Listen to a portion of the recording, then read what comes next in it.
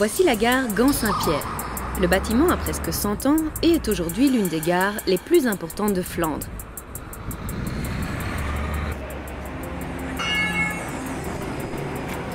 Quelques 45 000 personnes y prennent chaque jour le train. 30% se rendent à la gare en bus ou en tram, 13% à vélo et près de 2800 nafteurs, soit largement 6%, en voiture. Nous escomptons que le volume de voyageurs augmente encore dans les années à venir. La SNCB prévoit une croissance de 25% pour 2012 et selon Delaine, le nombre des usagers des transports en commun aura doublé en 2020. L'infrastructure est-elle bien adaptée à ce flot de voyageurs? Il est clair que la gare et les environs doivent être transformés pour répondre aux besoins du XXIe siècle. En 2007, nous avons lancé un ambitieux projet, le projet Gand-Saint-Pierre, fruit de la collaboration entre le holding de la SNCB, Infrabel, Eurostation, Delaine, la région flamande et la ville de Gand.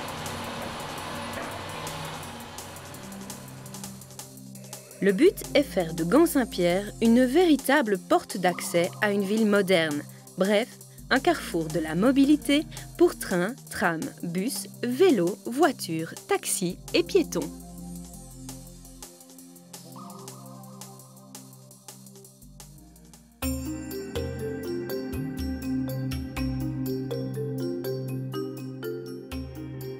Quels vont être les changements apportés à la gare proprement dite?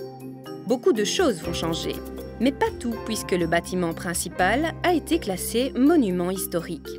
Les plafonds ont été récemment restaurés et une toute nouvelle marquise en verre a été installée contre la façade.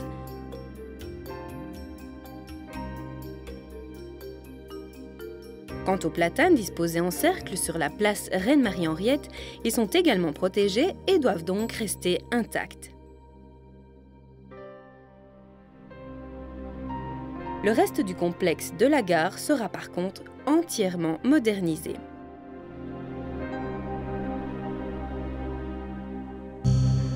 Tous les quais seront élargis de 4 mètres et allongés.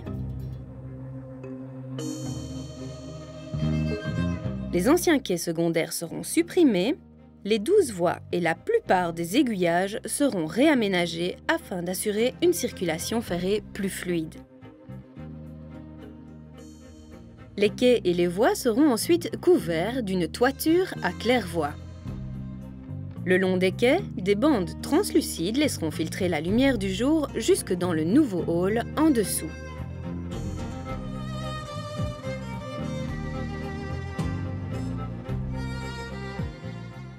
En plus des escaliers très larges, la gare sera équipée d'escalators et d'ascenseurs design. Le complexe de la gare sera parfaitement accessible aux personnes à mobilité réduite. Le passage souterrain deviendra un vaste espace ouvert de 35 000 m², assez spacieux pour accommoder des services et des commerces en tout genre et donner à ce lieu de passage un aspect aéré et agréable. La sortie arrière de la gare du côté du boulevard Saint-Denis sera remplacée par une deuxième porte d'accès à part entière, percée dans une nouvelle façade résolument contemporaine. Une deuxième place de la gare sera aménagée ici. Elle sera baptisée Place Princesse Mathilde.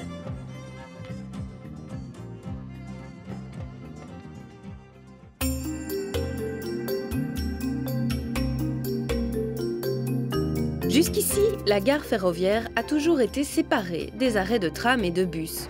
Aux heures de pointe, les usagers manquent de place et la correspondance avec les transports en commun est difficile.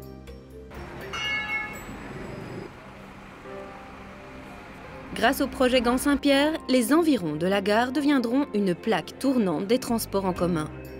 La nouvelle gare routière qui sera aménagée pourra accueillir simultanément 24 bus articulés le long des 12 quais au lieu des 8 quais actuels.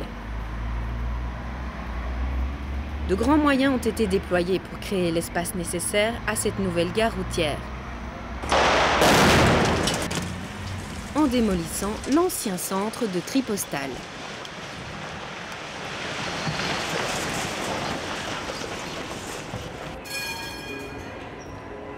Les usagers des trams jouiront d'une toute nouvelle gare couverte pour tramway dotée de 12 arrêts à la place du tunnel actuel qui ne compte que 4 arrêts.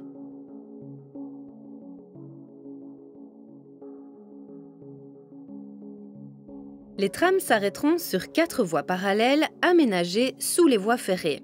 On obtiendra ainsi entre train, tram, bus et vélo une relation triangulaire idéale, sans friction et par la voie la plus courte.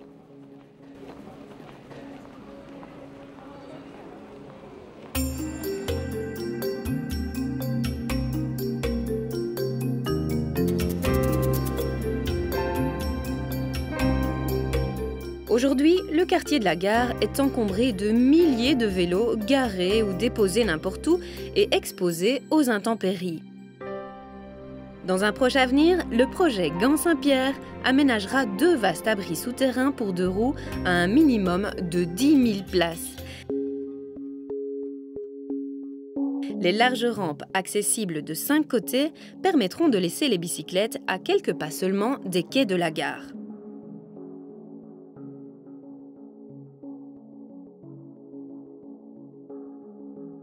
Grâce à un ingénieux jardin aménagé en pente sur la place Reine-Marie-Henriette, la lumière du jour pénétrera jusqu'au niveau -1 où se trouvent les 2 roues, la zone pause minute et la station de taxi.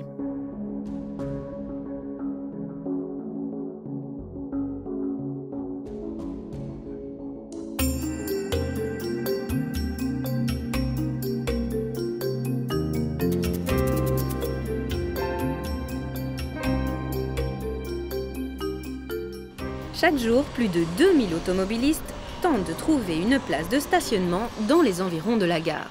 Une solution a également été trouvée pour eux. Les automobilistes, qu'ils soient navetteurs ou visiteurs des nouveaux commerces et bureaux, pourront laisser leur voiture dans le parking souterrain à 3 niveaux, d'une capacité de 2800 voitures environ.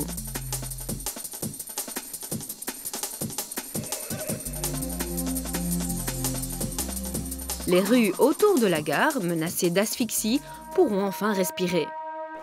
Mais si le volume d'usagers du train augmente à l'avenir, il faudra à tout prix déconseiller l'usage de la voiture et faire en sorte que les navetteurs utilisent autant que possible les transports en commun pour se rendre à la gare.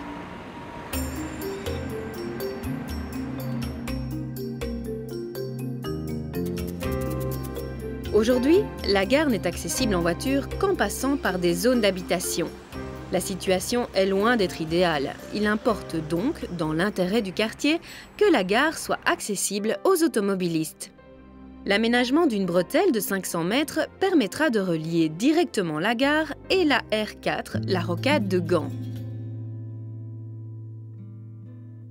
Le nouveau tunnel Timicheg, sous les voies de chemin de fer, donnera accès au parking souterrain et au quartier des environs. Au-delà de la gare, cette nouvelle voie de communication ne deviendra pas un nouveau corridor conduisant au centre-ville. Le caractère résidentiel des alentours doit en effet être préservé. Pour compenser l'aménagement de cette nouvelle route, le site naturel de 7 hectares Overmers sera réhabilité et rendu accessible au public.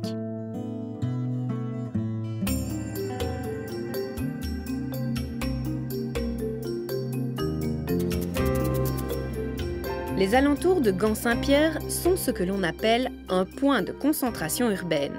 Un pôle de croissance pour l'habitat et le travail, une zone de forte densité urbaine. Les terrains vagues longeant le boulevard Reine-Fabiola seront transformés en zone urbaine, avec des constructions durables et de qualité et quelques tours d'aspect contemporain. Il est prévu de construire 700 logements et près de 80 000 m² d'espace bureaux. Les bureaux seront surtout aménagés au commencement du boulevard, près de la gare. Des espaces seront également prévus pour des commerces et une infrastructure sportive ou récréative. Le boulevard Reine-Fabiola deviendra enfin un boulevard digne de ce nom. Plus large, doté d'une double rangée d'arbres, il s'inscrira dans l'axe vert reliant le domaine récréatif Blaar-Meersen et le parc de la Citadelle.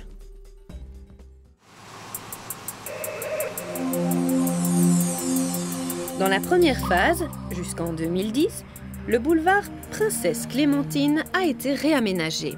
Nous construisons actuellement un parking souterrain pour vélos et voitures. Nous aménageons la première partie de la gare routière ainsi que la bretelle reliant la gare et la R4.